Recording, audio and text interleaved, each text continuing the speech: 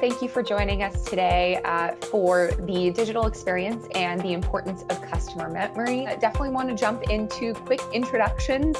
First off, my name is Aria Zomers. I am part of the AirKit team, and I am joined today by Colin Shaw and Stephanie Todd. So would love to have Colin and Stephanie introduce themselves. Colin, would you like to kick us off? Yeah, sure. So my name's Colin Shaw. I'm the founder of a company called Beyond Philosophy. I've been doing customer experience work since 2002. I've written 7 books on the subject of customer experience. I'm an influencer on LinkedIn. The FT have recognized us as one of the best management consultancies. So I know quite a bit about customer experience, I think, but I guess we'll find out at the end of this session. So I'm Stephanie Todd. I've been in the CX industry for the past 15 years, so no nearer the expert as Colin is. I'm excited to learn more. I always joke that, you know, most of us didn't dream about being in the customer experience when we were little tykes, but we've all jumped right into it. I personally love every day. You know, I get to help others solve problems and get to learn so much across every industry. So I'm currently the Chief Strategy Officer at ERC. I work with my clients to help them create memorable, frictionless customer experiences. So we do this by providing innovative technology and forward-thinking experiences. So that enables our team who provide that human side of support with voice and digital channels. So our global clients range anywhere from early-stage startups to Fortune 500 companies. Who we get to luckily partner with to drive that disruption. So I'm excited to be here and talk more with the expert himself, Colin. Awesome. Thank you. Super excited to have both you, Colin, and you, Stephanie, here to chat today. So with that, we'll jump into a quick look at the agenda. And really our session will be divided into a couple of different sections here. First off, we're going to be talking about the idea of this broken digital experience and the evolution of the digital first consumer and customer experience in general. And then we're going to look at some of the practices that we're putting in place to build memorable digital experience across a variety of channels and targeting this new consumer. So with that, I want to open up the discussion here by first talking with you, Colin, because you've written a guide called The Digital Experience is Broken. Now, what do you mean by this idea of the broken digital experience, and what prompted you to write this guide in the first place? I think what prompted me to write it is just having so many experiences that I thought, bloody hell, this isn't very good. You know, so maybe let me start off a couple of stats. You know, if you look at digital transformation, lots of reports have been written on it recently that shows that something like 50 to 70% of those don't achieve the goals that they set out. Okay. If you look at a lot of what's happened with digital transformation, it's taken the poor practice from the physical world, the rational, you know, what they were doing, and just stuck it on digital. All right, and therefore, I think what's happened in this COVID pandemic is everyone knows everything's going on digital, and it's just sort of highlighted so many issues that are around. And maybe let me give you an example of it, which I think may make it live for the audience a bit. Love it. Do you like my new glasses? You see my new glasses? So I ordered these glasses from a company called Digital Glasses Direct in the UK. Okay, and good service. Never used them before. Normally gone down to the optician and bought my glasses, but went online. My son suggested that I went online and looked at these. What they do is they send you out the frames. You look at the frames. You decide which ones you want. You then submit your prescription for your glasses, and the glasses turn up. And I thought, yeah, great, you know, that's good. I don't have to go to the optician and everything else. So ordered the glasses, and they hadn't arrived. I've got about 20, it's an exaggeration, 5, 10 emails promoting different things, but the glasses hadn't turned up.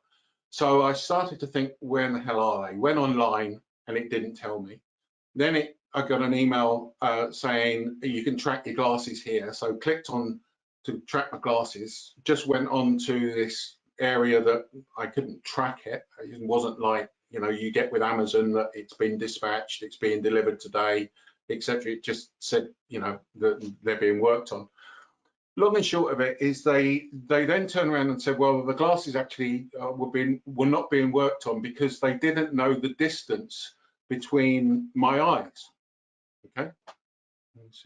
And you think, okay, well, how do I do that? And they said, what we want you to do is we want you to get a credit card and we want you to stick the credit card on your head. Okay.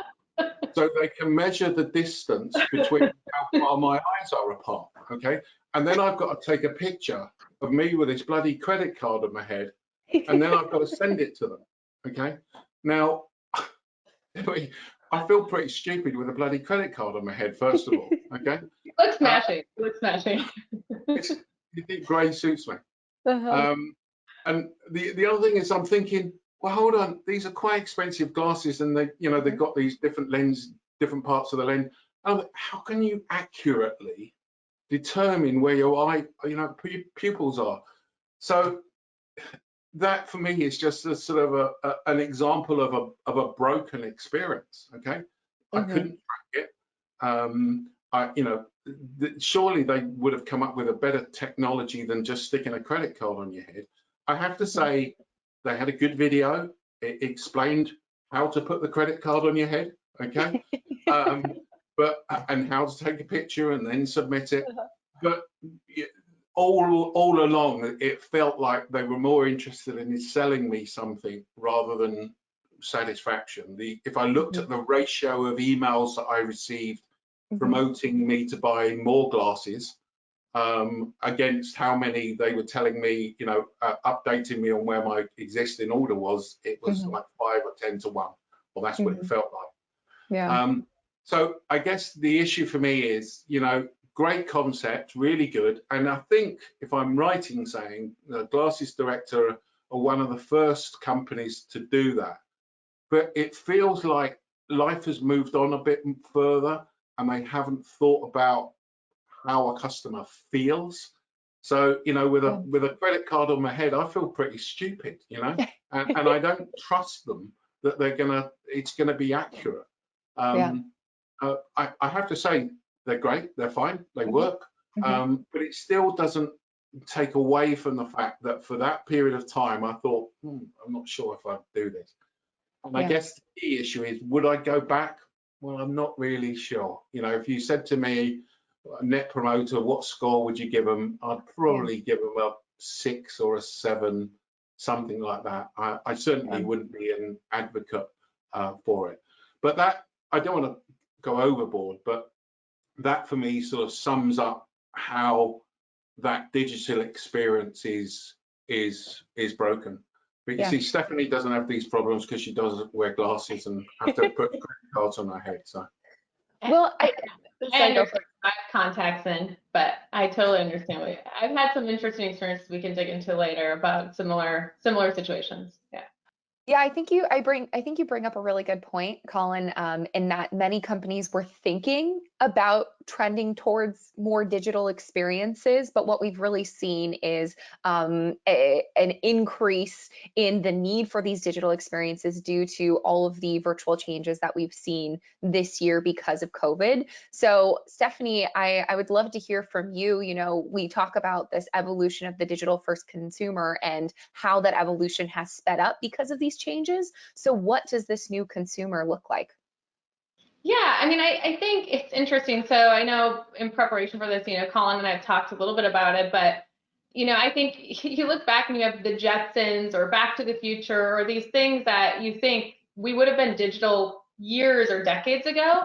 You know, I think about Clippy for anyone, I'm probably dating myself, but Clippy, that was the little chat friend in Microsoft Word that was supposed to help you navigate how to use the technology. I assumed we would be way further ahead at this point. So fortunately, the great thing about COVID, and as awful and how much it's disrupted our lives, has been the massive shift to digital way faster than I think anyone expected within such a short period of time. I think we all expected it years ago. Now I think with consumers, I think it happened, the consumer shifts happened probably when Amazon came up, where, I think we looked at it to say before, how does my bank treat me? How does my, shopping company treat me? How do I feel at the doctor? And we kind of siloed those experiences. And then when Amazon came on, it was really more of, I think, and Colin, I think we've talked a little bit about it, but when Amazon came up, it's now everyone expects that experience, a frictionless experience across channels, and how they want to feel when they buy a product, and how they want to feel as a customer.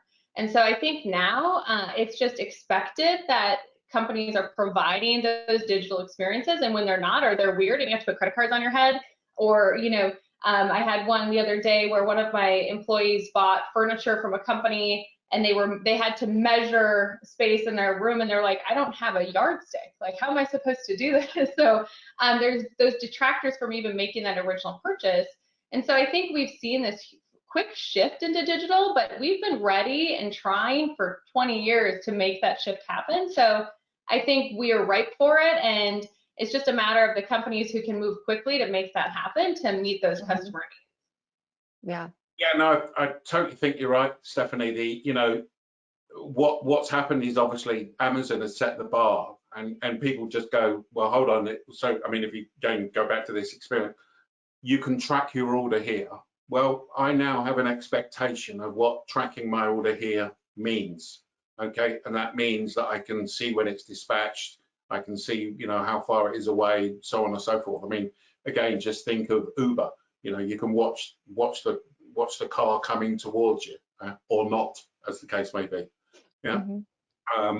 But that's the expectation, and companies need to realise that that's the expectation and start to design their experiences with that in mind.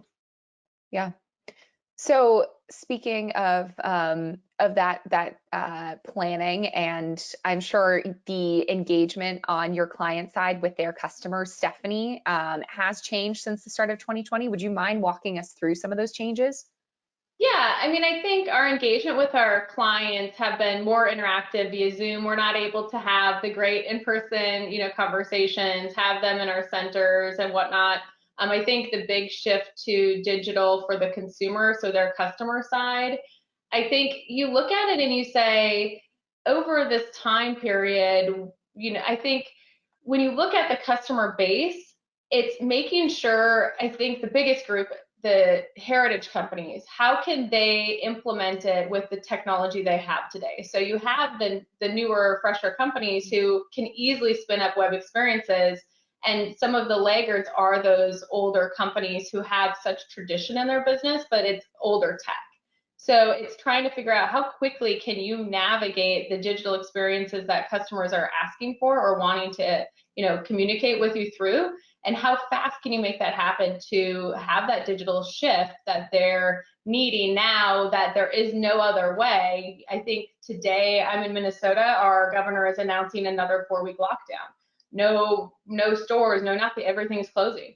So it's how can you engage with those customers when there's a potential of never seeing, touching, feeling them. It is really just that digital experience that they have, and navigating through how can you make those memorable, where the minute I buy something, I want to feel connected to that brand. So as Colin was saying earlier, if I buy glasses from you, don't hit me up with 20 marketing messages before I've even experienced that first product and know that I value that brand and am tied to you. So hopefully that, yeah. Stephanie, must also be not just older legacy systems and technology, but it must be also older thinking, isn't it? Because in my experience, it's not just legacy systems, it's legacy people, it's legacy thinking, it's legacy everything that just doesn't allow them to move. And I think with the pandemic, the great thing about the pandemic is it's forced people to change and sort of shaken them to go, actually, if you don't change, you really got a problem. We actually just had a question from our audience come through asking about the difference between memorable customer experiences for both B2C and B2B companies. So how does that even change between customer facing and business facing organizations? So maybe let me try and attack this from a theory perspective to start off with. And I'm going to spend a few moments talking about this because I've got to tell you, this is my favorite topic at the moment because I think this is really so fundamentally important.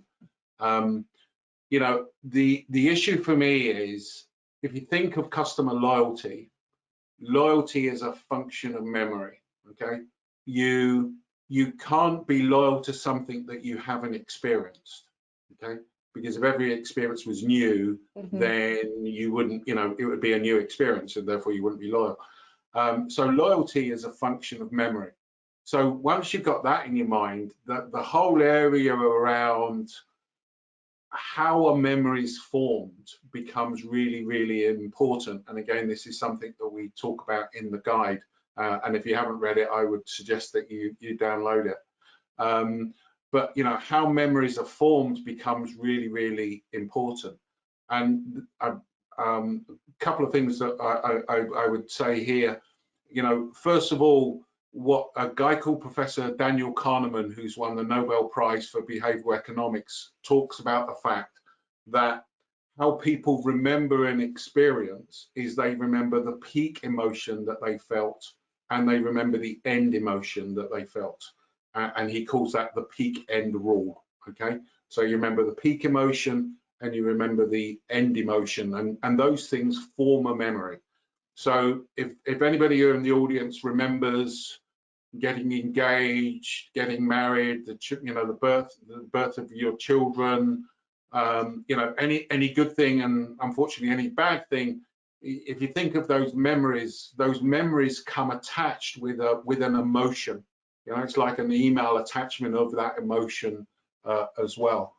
And the important thing here is that it raises some important questions, which are things like, well, what emotions are you trying to create in your customers? Okay, so which emotions are you trying to evoke in your customers? What are you evoking today, and what emotions are you trying to evoke tomorrow? And do those emotions drive value for you? So if you evoke those emotions in your customers, do you get more? In other words, do you improve your net promoter? Do you improve your market share? Do you improve spend? So on and so forth. So those things are important. And where does that peak end rule come in your journey map? Okay.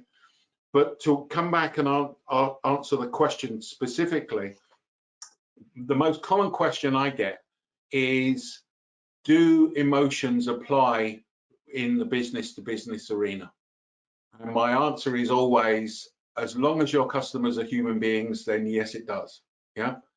And the point I'm trying to make here is that we are talking here about human traits. Okay. This is not, you know, this is not just customers. In my view, people in business tend to be more sophisticated in covering and hiding those emotions, but our decision making is made by emotions. Who do you trust? Do you think that customers care for you as a person, even in that business to business world? And we've done loads and loads of research that can actually prove that that's the case. So for us, it's very much a question of understanding the human being, understand how people make decisions. Then you can then go, well, okay, they're in a business environment, they're in a B2C environment, they're this industry, they're that industry, you know, so on and so forth. Then you can do that. But the fundamental is understanding how human beings make choices, basically. Yeah, I'd actually love to turn a couple of those questions directly to you, Stephanie. So Colin, when you were talking about, you know, what type of emotions are you trying to evoke for your clients and their customers today and tomorrow, what does that look like for you at ERC, Stephanie? Yeah, so I think Colin articulated it very well, where you have to work with every client and their customers very specifically to understand the dynamics of those customers. What products are you selling or services are you selling? And to Colin's point, what emotions are you trying to get out? Is it loyalty? Like, what's important to you in your business for your customers, the experience you want to have? I've worked with Coca-Cola before, and they were my favorite because they said, we want every customer to get off a phone call with the taste of Coke in their mouth, right? So there's just the emotional side of it that, to what Colin said, is incredibly important, whether it's B2B or B2C. At the end of the day, we're all consumers, we're all customers. It's just, how do you interact with those customers based on where they're at from an education standpoint, what's important to them, what kind of interaction do you want to get out of that relationship? And so it's a matter of building those personas across the journey to really understand the emotion and the experience you want to build out, whether it's B2B or B2C, to make sure you're evoking those right emotions as they go through that experience with you. Yeah. It may be worth just throwing in the Aria, the example I was talking to you about when we were talking earlier. Yeah. Because again, this is sort of a digital experience, and I don't think you heard this, Stephanie. Yesterday, I got a text from my doctors, and it said, we're planning for the COVID vaccination, and would you be prepared to take the COVID vaccination, when it's available? And I wrote back, yes. But after I wrote back, I thought, does that mean that I'm vulnerable? Surely there must be people ahead of me that are. So I'm now starting to feel concerned. Okay. On one side of it, I'm thinking, bloody hell, I may be able to leave the house, after having a vaccination. And on the other side of it, I'm going, well, hold on, but that could mean that I'm vulnerable. So I then talked to my wife and said, did you get a text message? No, I didn't get a text message. Turns out that a load of people did, and it's not that I'm vulnerable, but everyone got a text message, but it drove hundreds of phone calls into the surgery because people were concerned. Okay, they were concerned that they were vulnerable, and when were they get. Now, if you went to the doctors and said, when you sent that text message out, did you want people to feel concerned? Then of course they wouldn't have said that they want to feel concerned, but they didn't think about the reaction that human beings would have to receiving that, and they didn't deal with that and build that into their experience. Okay. And the other thing that I think is going to happen there, this goes back to the expectation, is they've also now built an expectation that I'm going to get it soon. Okay. Now, if I don't get it for 4 months, I'm going to be going, they bloody text me back in November and asked me if I wanted it. Where is it? And this isn't a plea to get it early, but you get the idea. They haven't thought through the implications of that. They're doing it for good intention. They want to know the numbers, they want to be able to plan, but they haven't thought through the implications from that emotional standpoint of that experience that they've now concerned. And the irony is, it's cost them money because they're having to deal with all the phone calls that are going into the surgery. Yeah, and just to add to that too, I think, Colin, you're exactly right. Every time you communicate with your customers, it's what is the provocation of what will happen as an outcome. So if we do this, what do we think are going to be the consequences of it? Will they feel afraid? Will they be excited? Whatever that is, but making sure everyone's prepared for the outcome of what happens after they receive that communication. Right. I've had clients before who come to me who said, hey, we threw a 1-800 number out. Now what? Or I've built a product and now I have customers calling. What do I do? So it's really thinking through and sitting down and understanding what's important to make sure we're communicating effectively and we're prepared to know what emotions those customers are going to feel when they receive any communication from us as businesses. Yeah, and I think if I can just build on top of that, I think the other part for me that starts to differentiate organizations is that understanding of human behavior. Okay, so understanding that when you do this, the COVID vaccine is a good example. When you do that, you're likely to get this. Okay. Now, what we know from the research that we've done is that what people say and what people do can be very different. Okay. So, Disney know that when they ask people what they want to eat at a theme park, Disney know that people say they'd like to have an option of a salad. Disney also know that people don't eat salads when they go to theme parks. They eat hot dogs and hamburgers. So understanding the difference between what customers say and what customers do, and the implications, as you're rightly saying, of that communication is absolutely vital going forward. Yeah, I think that's a perfect transition to how we're actually building these communications and digital interactions with customers. You talk about in this smoother, faster, frictionless customer experience, Colin, humanizing technology. So I'd love to ask the both of you what that actually looks like in practice. Yeah, sure. Again, I'm going to give you another example because I think examples sort of make the point, basically. And this is actually dealing with Amazon. So I had a kitchen knife which fell on the floor and it broke. Okay, the blade snapped, and I was a bit surprised. Went online to Amazon because I just buy everything on Amazon. I went online and looked it up and looked up the order, and basically they had a 2-year warranty. So contacted Amazon through chat, okay, and it asked me my the order number. But here's the issue: when I put the order number in, the details of that order came back within a nanosecond, okay. And my immediate reaction was, I'm clearly not talking to a human being, because no human being could look up that information that quickly. Okay. Now, I don't have a problem with that. Okay. But as the sort of the debate with the chatbot continued, I was then passed on to a human being to continue the conversation.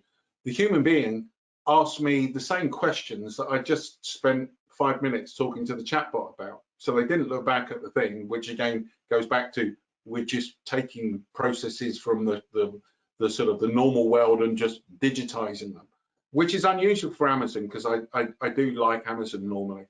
But I guess that's what I mean by that humanization. If you wanted to make that humanization, that experience a bit more human, the irony is, I would say, delay the information coming back from them. And I'm not talking about give it 10 minutes. I'm talking about a second, or 3 seconds, or something.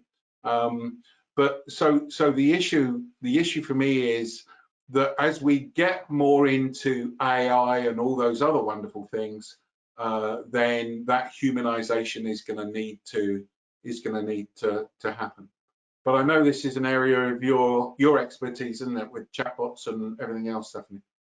Yeah, I would just add and say, from a methodology standpoint, I think it's critical that companies are transparent when they interact with customers. So highlight what's a real human versus what is AI or digital humans. I think we've all had an experience like you, Colin, where you're with a chatbot and you assume it's a human and then quickly realize it's not. And the biggest red flag or issue I think any company could have is if there is that gap between what someone is saying in your chatbot that is potentially, a digital chatbot. When that handoff happens to an actual human, there needs to be the transfer of knowledge. What was the customer trying to do? What are they saying? Because when you have to re-authenticate, when you have to explain again what your problem is, start over, anything like that, it instantly creates a bad experience. So it would, to your point, would be almost better if they waited a few minutes in chat to have a real human, if there isn't that intelligence provided to the human from the digital version. Yeah, and I think to build on that, what we're talking here about is what I would call a subconscious experience. Okay, so if you think about your conscious is the things that you're aware of, The subconscious is the messages that you're receiving, but you're not necessarily aware of them. So if you think about the fact that you're breathing at the moment, okay, and hopefully the audience are breathing, but everyone's suddenly gone, I've just breathed in and I've just breathed out, you know. Now, you were breathing before I mentioned that, okay, but you are now conscious of it. You're aware of it because I've talked to you about breathing. So the point I'm trying to get to is there are lots of subconscious messages that organizations give to their customers without thinking through the implications of those. And that could be just the speed of the chatbot. It could be calling the chatbot Bert and you think you're talking to a human being, and then you find you're not talking to a human being. You know, all those various stuff, because that then starts going, well, hold on, is this an authentic experience that I'm having here? You know, how do I know I can trust people on this? So you've got to think of not just the conscious side of things, but the subconscious part of an experience as well. Absolutely. And let's talk a little bit more about technology. Stephanie, what technology are you using to build memorable digital experience, and what does that look like for you? Yeah, so we have a lot. We've invested a ton in our what we call our AI ecosystem. It's buzzy right now, but it is a matter of making sure we're building things that are actually real, right? So we have, I'd say the two biggest that we've seen tremendous value out of is that we have an AI insights tool that we utilize with our clients. It's allowing us to know 100% of the conversations, every single thing our clients, customers are saying. So that enables us to not just guess about what are those gaps, what are customers asking about, what are the problems they have, how do they feel about the brand, those experiences, products, how can they be better? So from there, we leverage a tool, a platform called AirKit, where we then can quickly build out those digital experiences that are tied to the client system still and solve those root problems or the what our clients' customers are facing. So we can use the insights tool to get all of that, then we can shoot out those new digital experiences, and then we circle back all the time to understand what is the impact, what's the value, you know, really have a really good understanding of exactly what the technology is doing so that we can get a better grasp of how the customers are feeling about that, and then what that has translated into in terms of measurement and metrics for the success of it. Awesome. And because I'm part of the AirKit team here, I would love to dig into a little bit more about maybe a specific experience that you've built out through AirKit. Would you be able to share? Sure. Yeah, I know I was doing a shameless AirKit plug there. So I appreciate it. yeah, it's a tremendous platform. I think it's a really fantastic way to be able to leverage the creation of those digital experiences super quickly. I don't think anyone understands the complexity of systems and technology. You think a customer should be able to, you know, have an experience just like this because they've experienced it with another brand that they've worked with. It's not as simple, especially with some clients having 10, 20 different systems that are, you know, pocketed together. So for us, one of the newest ways that we've done it was for secure payment capture. So part of, you know, we are very strong in terms of PCI, you know, very heavy in compliance for security for the data that we are able to touch. And so with everyone going to work at home, we were able to spin up a secure payment option where our agents, instead of them asking for credit card information or any PII data, they can send out a text message to that customer while they're on the phone and say, I sent you this link to provide your secure information. They can fill that out, and it's sent then to our agent to be able to finalize the transaction. But then our agents aren't touching any sort of personal information. Going back to something that you mentioned earlier, Colin, was the idea of a digital engagement gap. So increased customer expectations with a limited capacity for internal teams to build experiences that actually meet those standards. So AirKit is a low-code customer engagement platform that allows internal engineering teams, both developers and non-developers, to build exceptional digital experiences similar to what Stephanie was describing. So Stephanie, thank you so much for going into further detail. And as we've been talking here, we've actually had quite a few questions come in from the audience. So I want to make sure that we touch on a few of them. The first of which was reach out cadence for customer success teams. Someone has asked, how often do you get in touch with your customers in order to reduce churn? Is there a recommended schedule or cadence? So Colin, Stephanie, would love to hear from you. Yeah, I think my immediate reaction to that question is, how many times should you and how many times shouldn't you? Yeah, because that speaks to my credit card on the head example. Yeah, Yeah. Because you can definitely get turned off by too many contacts. And I think for me, the first question I would be asking you would be, what's the experience that you're trying to deliver to your customers? Okay, so strategically, what's that experience? What drives value for you? Okay, so again, be clear about what are the parts of that drive value, and then I would be going, okay, well, the implications of that are that we can only send this amount of, or the maximum amount we could send this information to customers is this, so on and so forth. So I don't think there is, for me, there's no magical answer, okay?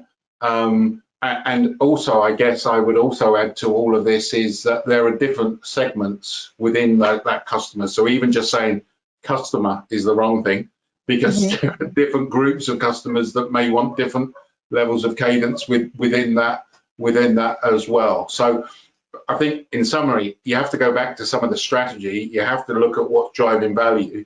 You then have to go, well, what experience are we going to try to deliver? Because you don't want to do too much, and that will turn customers off. Absolutely. And Stephanie, what about you?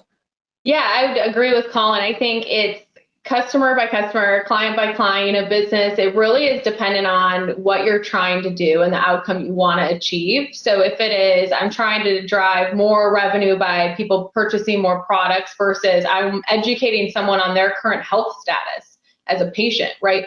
It's so variant into how many times you want to have those touch points. And so I think it's critical to know what your customer journey is, patient journey, member journey, whatever you want to call it, right, based on who you're supporting or servicing. But I think it's critical to be able to say, here is what we want or the outcomes we want to achieve with our customers. And then be able to say, what's the most personalized experience we can provide?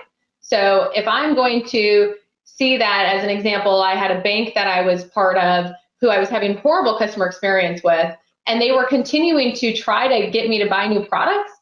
And I'm mad as a customer, like I'm not being serviced the way I want to be serviced. So no outreach would have been better than the outreach that they provided to me. So I don't want to have a cadence unless it's someone fixing the problem I already have likely a ticket in the system for. So I think it's critical to just sit down, understand what it is you want to achieve, and then be able to say, what do we think the cadence should be?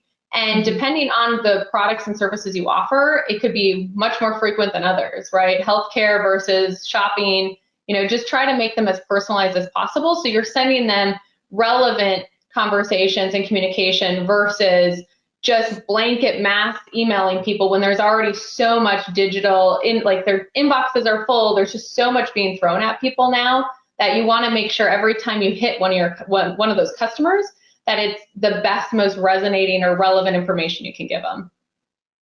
Yeah, that goes back to our earlier discussion on emotion. So not only what is the customer doing at a given point in the journey, but how are they feeling? Are they angry? Are they satisfied? So I think that's a great point.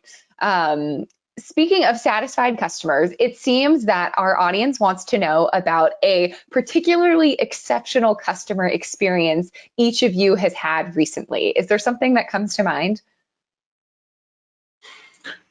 It's always an interesting question, okay? Because because whenever, and I have to say, I ask a lot of people the same question, and it's easy to pick up loads of bad ones. It's much more difficult to pick up positive ones. Okay. The one I would give would be Amazon. Okay, because it is simple. I shop now more than I've ever shopped in my life. Okay, why? Because I used to, and this is going to show my age, I used to write lists and then take them up to the shop and then buy whatever it is. I normally used to forget the list and therefore used to forget what I needed to buy. I now just get on, click, click, click, press the button, off it goes. Little things that I would say that Amazon do. So one of the things that they've got on their app is one of the first items in the app is your orders, so you can see where your orders are. Now, again, that starts to show a level of understanding of customers and the way that they want things. Okay, so they're not trying to sell you something. Okay, the first thing is, where's my existing orders? They could have put on the top of that, latest deals or whatever else. And the other interesting thing I would say about Amazon is that I think I've only ever spoken to them once. Okay, but I trust them. Yeah. And that's really interesting that they built up that level of trust and loyalty that that means that even without speaking to somebody. So absolutely in the digital space. And the other company I would advocate would be Apple. And I'm an Apple fan, and I won't bore you with that. But do you have the iPhone 12 now, Colin? I'm waiting to go to America to get the iPhone 12. Yes, I'm definitely getting it. If you looked around my office, everything is Apple. But in fact, let me just give one last piece of thought that I think is important to people to think of. You see, what both of these companies do for me is they put deposits into what's called an emotional bank account. So there's a guy called Stephen Covey who wrote a really good book called 7 Habits of Highly Effective People. And Covey talks about an emotional bank account, okay? So in other words, they do things for you, yeah,